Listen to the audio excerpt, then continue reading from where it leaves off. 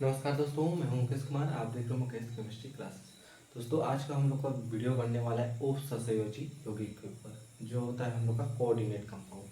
बहुत ही इंपॉर्टेंट होता है, हमेशा इससे मार्क्स आपको पूछे ही जाते हैं और ये आपका बहुत ही सरल होता है। आपको सिर्फ इसकी बेसिक जानकारी की जानकारी होनी चाहिए। बाकी तो ये तो बहुत ही सरल ही होता है, आप एक बार देखेंगे तो इसको और अच्छी तरीके से समझ में आ जाएगा। तो हम क्या देखने जा रहे हैं, उप सहसंयोजी यौगिक या कोऑर्डिनेशन कंपाउंड। आपको पता होगा कोऑर्डिनेशन कंपाउंड क्या होता है। इसको भी कोऑर्डिनेशन कंपाउंड को जैसे संक्रमण तत्व वाले कॉम्प्लेक्स भी कहा जाता है, क्योंकि ज़्यादातर इसमें ट्रांजिशन मेटल कॉम्प्लेक्स भी बोलते हैं, जिसमें आपका संक्रमण तत्व जैसे डी ब्लॉक के तत्व आते हैं, उसी के हिसाब से कॉम्प्लेक्स का फॉर्मेशन करता है। ठीक, तो इसको अभी आप देखेंगे तो और अच्छी तरीके से आपको समझ में आ जाएगा। तो सबसे पहले आप देखेंगे उप सहसंयोजी यौगिक।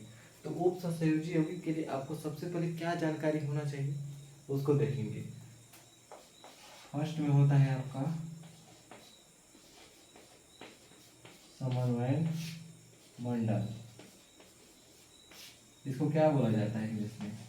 कोऑर्डिनेशन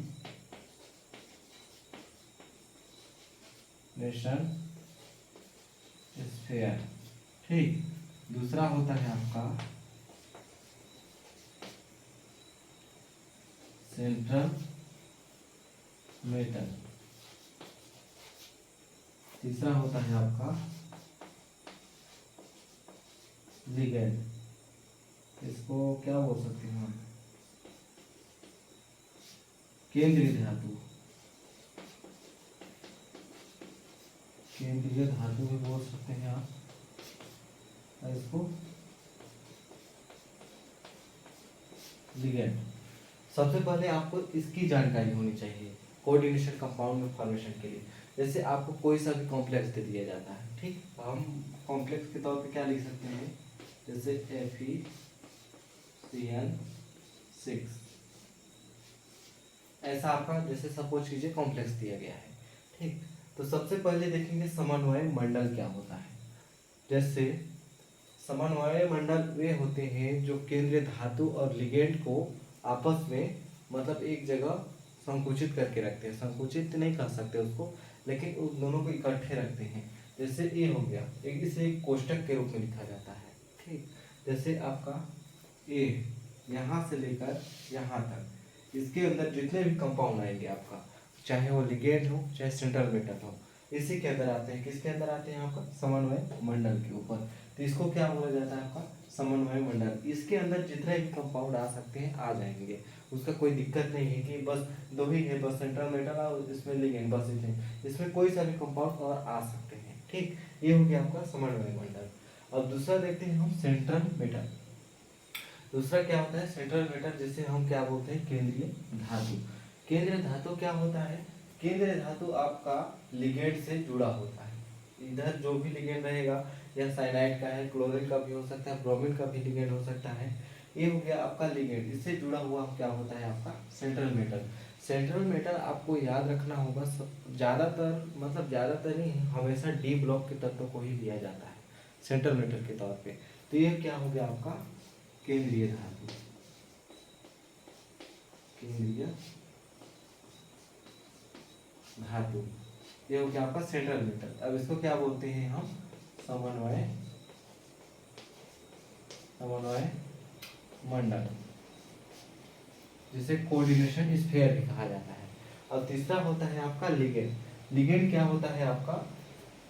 ये होता है सेंट्रल मेटल से जो जुड़ा होता है वो आपका लिगेंड होता है। इसको क्या बोला जाता है? आपका लिगेंड। ये आपकी बेसिक जानकारी है, इसकी नॉलेज आपको होना चाहिए ताकि आप कोऑर्डिनेशन केमिस्ट्री को अच्छे से समझ सकते हैं। ये हो गया इसी जानकारी। तो हमको पता चल गया कि समन्वय मंडल क्या होता है, केंद्रीय धातु क्या होता है। केंद्रीय धातु कहाँ से ज़्यादातर लिए जाते हैं? आपका डी ब्लॉक के तत्व, संक्रमण तत्व से। ठीक, तो केंद्रीय धातु में क्या क्या हो सकते हैं? आप कोई सा भी हो सकता है, जैसे फेरिक भी हो सकता है, कोबाल्ट हो सकता है, निकिल हो सकता है, आपका मैंगनीज हो सकता है, आपको कोई सा भी डी ब्लॉक के तत्व हो सकते हैं। ठीक, अब देखेंगे लिगेंड। लिगेंड क्या होता है?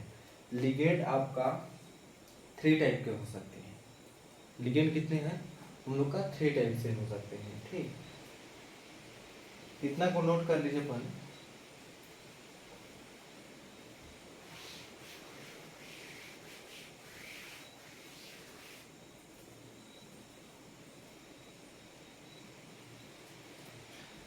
हम किसकी बात कर रहे हैं? लिगेंड की बात कर रहे हैं। लिगेंड आपका क्या हो सकता है? लिगेंड, लिगेंड आपके या तो धनायन हो सकता है या तो ऋणायन हो सकता है। नहीं, लिगेंड आपके 2 टाइप से ही होंगे, आपका 3 टाइप से, और लिगेंड आपके क्या होंगे? 2 टाइप से होंगे। लिगेंड 2 प्रकार के हो सकते हैं।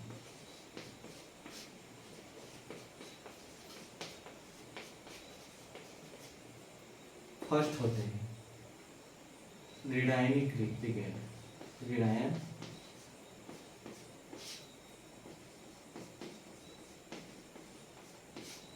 ऋणायन लिगेंड हो सकते हैं। दूसरा हो गया आपका उदासीन,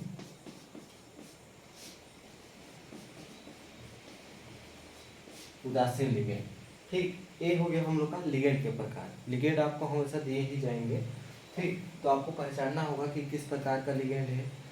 ऋणायन लिगेंड बोल रहा है मतलब आपको इतना याद रखना होगा, उसके ऊपर जरूर कोई ना कोई चार्ज होगा। अब ऋणायन का मतलब क्या होता है? Minus charge. तो उसके ऊपर हमेशा क्या होगा? माइनस चार्ज होगा, मतलब ऋण आयन होगा, मतलब माइनस चार्ज वाले होंगे। तो इसका एग्जाम्पल के लिए दे सकते हैं हम, Cn हो गया जिसके ऊपर माइनस चार्ज होता है, क्लोरीन हो गया, ब्रोमीन हो गया, आयोडीन हो गया। ये ऋणायन वाले जितने भी आपके लिगेंड होंगे ना, मतलब ऋणायन वाले जितने भी स्पीसीज होंगे आपके, वो सब क्या होंगे? ऋणायन लिगेंड होंगे।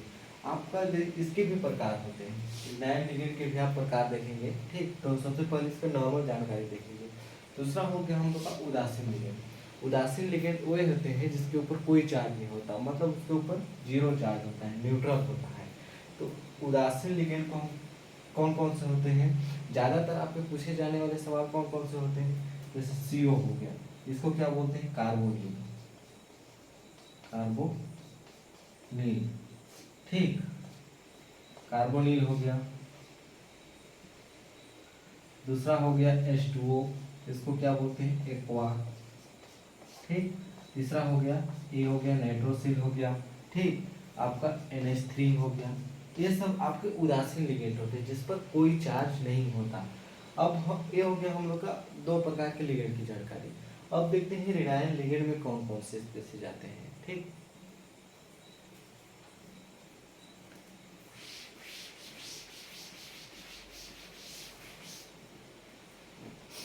अब देखेंगे क्या? ऋणायन लिगेंड।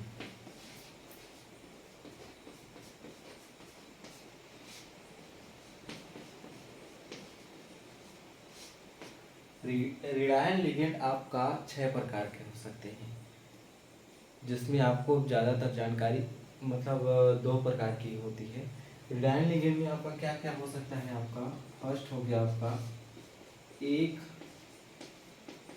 दंतुर लिगेंड। ठीक, दूसरा हो गया आपका द्विदंतुर लिगेंड। इसी प्रकार हो गया आपका त्रिदंतुर, इसी प्रकार हो गया चतुर्दंतुर। मतलब बता दे रहा हूँ आपके लिए, त्रिदंतुर, चतुर्दंतुर, पंचम और मतलब आपका षटदंतुर। तो आपको ज्यादातर जानकारी किसकी होनी चाहिए? ये 2 की, ज्यादातर इसी का पूछे जाते हैं, इससे ज्यादा नहीं पूछेंगे। अब जब हायर क्लास में जाएंगे तब इसकी लास्ट वाला पूछे जाएंगे, जैसे षटदंतुर वाला। तो एक दंतुर लिगेंड में कौन कौन से आते हैं? एक दंतुर लिगेंड का मतलब क्या समझते हैं? एक दंतुर लिगेंड का मतलब होता है उसके पास केवल एक ऑप्शन हो, मतलब माइनस चार्ज तो उसके पास है, ऋणायन लिगेंड है, लेकिन केवल वह एक ही तरफ से इलेक्ट्रॉन को अपना सेंट्रल मेटल को दे सकता है। इसमें कौन कौन से आएंगे? क्लोरीन आ गया, ब्रोमीन आ गया, माइनस चार्ज क्योंकि ऋणायन लिगेंड है। ठीक, Cn आ गया आपका, NO3 आ गया माइनस चार्ज, NO2 आ गया माइनस चार्ज, इसी प्रकार SCN आ गया माइनस चार्ज, और NCS आ गया, ये क्या बोलते हैं? एन थायोसाइनाइड या आइसोथायोसाइनाइड भी बोल सकते हैं इसको। ये हो गया एक दंतुर लिगेंड। अब द्विदंतुर लिगेंड का मतलब क्या होता है? द्विदंतुर लिगेंड मतलब आपका उसके पास 2 ऑप्शन है, मतलब 2 तरफ से अपने इलेक्ट्रॉन को डोनेट कर सकता है। ठीक, तो द्वितंतु लिगेंड के एग्जांपल के लिए हम कौन सा देखेंगे, ईएन का। ईएन का फुल फॉर्म क्या होता है आपका, इसमें ईएन भी हो गया आपका, ऑक्जीलेट भी हो गया। ठीक, तो ईएन का सबसे पहले देखते हैं। ईएन का फुल फॉर्म होता है आपका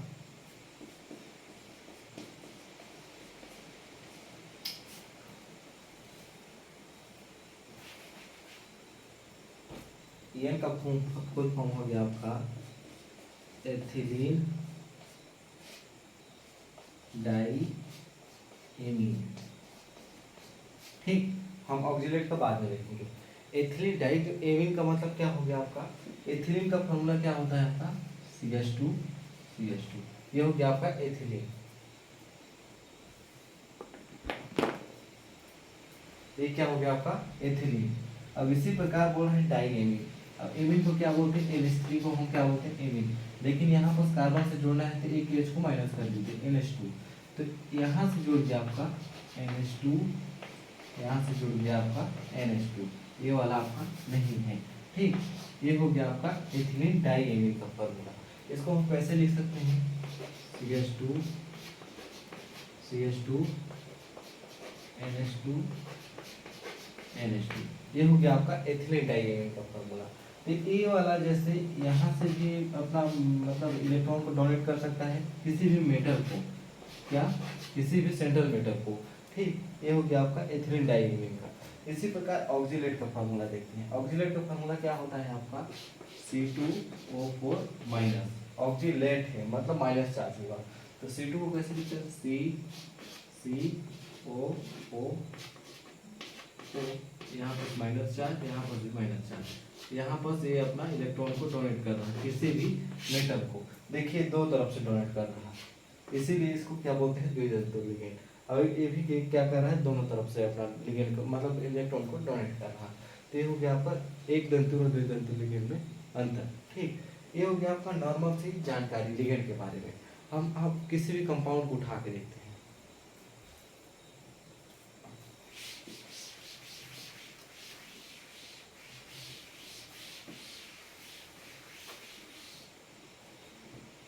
हम क्या देख रहे थे, FeCl6, यहाँ पर देख रहे थे, इस कंपाउंड को देख रहे थे। ठीक, तो ये क्या हो गया आपका, ये क्या हो गया आपका, लिगेंड हो गया, जिसको हम पहले से बताए हैं। तो लिगेंड Cl कौन किस टाइप से है, एक तंतु लिगेंड है, और कौन सा है, रिडायरेक्ट लिगेंड, जिसके ऊपर माइनस चार्ज होता है। इस चार्ज को आपको याद करना पड़ेगा, आपके बुक में दिया होगा। ठीक, ये क्या हो गया आपका, सेंट्रल मेटल आयन। अब इसके बाद इधर क्या हो सकता है, आपका इधर भी तो कुछ हो सकता है, इधर भी कुछ हो सकता है। ठीक, तो यहाँ पर आपका कोई सा भी धनायन स्पीसीज होगा, क्या होगा, धनायन स्पीसीज। ये धनायन स्पीसीज आपका हमेशा S ब्लॉक के तत्वों को ही दिया जाता है। जैसे आपका पोटेशियम हो गया, कैल्शियम हो गया, सोडियम हो गया। ठीक, ये हो गया आपका धनायन वाले स्पीसीज। अब इधर क्या होता है, हमेशा ऋणायन वाला स्पीसीज। इसमें आपका क्या दिख सकते हैं, क्लोरीन भी आ जाएगा, ब्रोमीन भी आ जाएगा, SO4 भी आ जाएगा, जो भी ऋणायन स्पीसीज माइनस चार्ज होता है। ठीक, इतना आपको मतलब ये ऋणायन वाले स्पीसीज होते हैं, इतना आपको अच्छे से समझ में आ गया होगा। ये होगी आपकी कोऑर्डिनेशन केमिस्ट्री की बेसिक सी जानकारी, ताकि आपको इसका नामकरण जब करेंगे तो आपको अच्छे तरीके से समझ में आते जाएगा। तो सबसे पहले इसका हम एक आध एग्जाम्पल नामकरण का देख लेते हैं। ठीक, तो चलिए इसी का नामकरण हम देखते हैं। तो ये हो गया हम लोग का नॉर्मल। अभी बाय द वे इधर कुछ भी नहीं है, मतलब इधर का कंपाउंड हम लोग को नहीं दिया गया है, इस कंपाउंड में मात्र बस इतना ही कंपाउंड दिया गया है। ठीक, तो नामकरण के लिए आपका एक फॉर्मूला होता है। ठीक, तो सबसे पहले आप किसका नामकरण करते हैं, सबसे पहले आप लिगेंड का नामकरण करते हैं। किसका करेंगे, फर्स्ट में सबसे पहले आप लिगेंड का नामकरण करते हैं। लिगेंड में भी आपका ऑप्शन होता है, जैसे यहाँ पर दो लिगेंड है, तो लिगेंड का अगर दो लिगेंड है तो उसमें से किसका पहले लिया जाएगा, जिसका अल्फाबेट में सबसे नाम पहले आ जाता होगा। जैसे ये साइनाइड है, C से आ रहा, अगर इसी के जगह पे एमीन होता, एक्वा होता, तो A से आता तो उसका नामकरण पहले आता।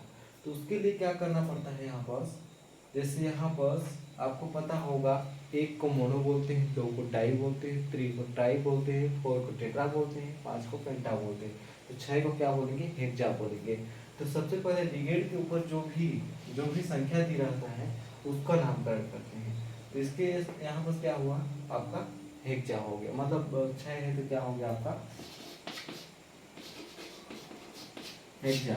इसके बाद क्या है आपका, जैसे आपका रिडायरिक लिगेंड है, मतलब रिडायन वाला लिगेंड है, तो रिडायन वाला लिगेंड में आपको ज़्यादातर ध्यान रखना होगा कि उसके लास्ट में आपका मतलब क्या बोलते हैं, ईडो शब्द का प्रयोग करते हैं। किसका करते हैं, ईडो शब्द का। इसका हम फुल लेक्चर बनाएंगे आपके लिए, जिसमें आपको और अच्छे तरीके से समझ में आ जाएगा। इसमें सिर्फ मैं आपको बेसिक सी जानकारी दिया हूँ, बस एक का नामकरण करके दिखा रहा हूँ। ठीक, तो इसका क्या होगा आपका, साइनाइड है तो साइनाइटो, साइनाइटो भी बोल सकते हो, साइनेटो भी बोलते हैं। यदि रिडायन लिगेंड अगर सेंट्रल बेटा से जुड़ा हो तो उसका भी मतलब जो फेरिक है उसको फेरेड बोलते हैं, एड शब्द का प्रयोग करते हैं। इसको क्या बोलेंगे हम, हेक्सा साइनेटो फेरेड। ये हो गया इसका आईपीएससी नामकरण। ये रही आपकी बेसिक सी जानकारी इस वीडियो में आईपीएससी नामकरण करने के लिए। तो आई होप कि आपको अच्छे से वीडियो समझ में आया होगा। अगर नहीं भी आया होगा तो एक बार वीडियो को रिवाइंड करके देखिएगा, ताकि और अच्छे तरीके से समझ में आ जाए। हम आपको मिलेंगे अगले नेक्स्ट वीडियो में, उसमें आपको नामकरण की अच्छी सी प्रक्रिया विधि को बताएंगे। तब तक के लिए धन्यवाद।